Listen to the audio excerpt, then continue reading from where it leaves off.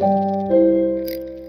Christine, let me make a quick video with some thoughts, and we can also get some other systemologists to chime in as well. Just reading through your notes here, I think this is quite common. A big thing that you really need to focus on is making sure that you get focused on a small sprint of systems, those 10 to 15 systems that you're going to start with. I know you've mentioned 25 major systems.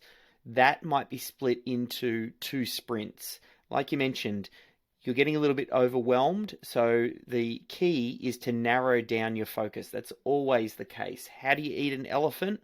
One bite at a time. So what I would be thinking about is the critical client flow first. And anytime that you feel like you're overcomplicating or creating an additional set of systems that need to be documented and captured, you might be able to chunk up and create what we call an overview system. So when you work through the critical client flow, there's only about 10 or 15 systems in that process that's identified. You want to look for what you're currently doing, not what you would like to be doing. And you want to make sure that each one of the steps in the critical client flow, you keep it as simple as 3 or 5 words in each of the boxes inside the critical client flow. Again, that way you keep it very simple, you keep it very high level. Then when you get down to the documentation point, again, if you feel overwhelmed, just chunk up, create an overview type system first. That's a very high level system where later on you might create more detailed subsystems that sit underneath that explain each step in great detail. The goal here is we just need to get something down and get some wins and something that we can feed back for the team. The other thing that you mentioned is around whether or not you should be trying to improve the existing processes.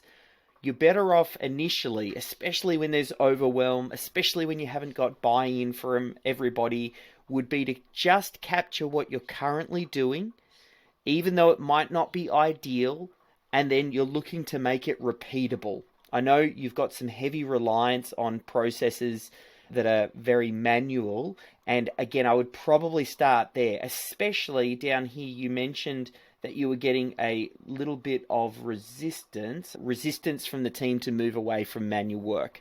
And in the early days, it's just about getting the team on board. It's building momentum, getting evidence that you're a systems-driven company, and then you can start to introduce some other changes. Now, obviously, there's a lot that's going on in the world of AI and making process easier than ever by using different tools to speed things up. And I think there will be a time and a place for re-engineering, but maybe that's not right now.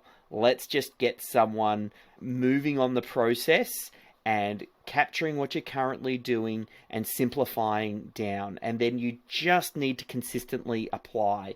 This is not something that will be done overnight. You're never actually complete when it comes to building a systems culture because you're constantly working on those systems and processes. So we just need to stick at it long enough for some of these changes to take hold. I'll leave it there. Hopefully that gives you a little bit of insight. A lot of what I've mentioned here, I've actually echoed what's in the book. Obviously, there's only so deep without knowing your unique circumstances. Something else to keep in mind also, we'll be looking at starting a program on the 10th of April called Systems Champion Certification. And it'll be a chance to work with me over a 3-month period where we catch up every single week. And it'll be a small group setting. And based on where you're at and how you're applying systemology, that might actually be a good support. It's like the next step up above the Business Systems Accelerator program. So I'll leave it there and let me know what you think.